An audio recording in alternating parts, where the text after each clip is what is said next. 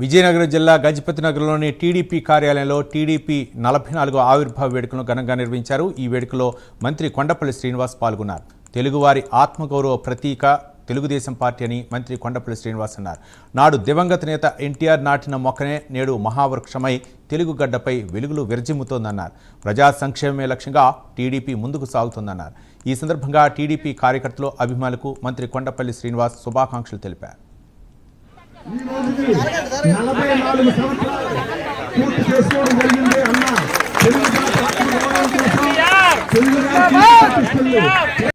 దేవాలయం ప్రజలే దేవులని నమ్మి తెలుగుదేశం పార్టీ కుటుంబంలో భాగస్వామ్యమైనందుకు గర్వపడుతున్నాను.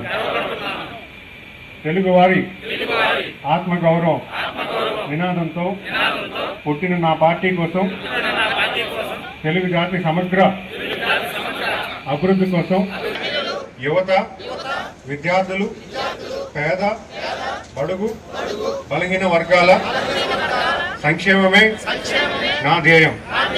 కుల, మత, ప్రాంతీయ భేదాలు అతీతంగా సేవ అందిస్తాను.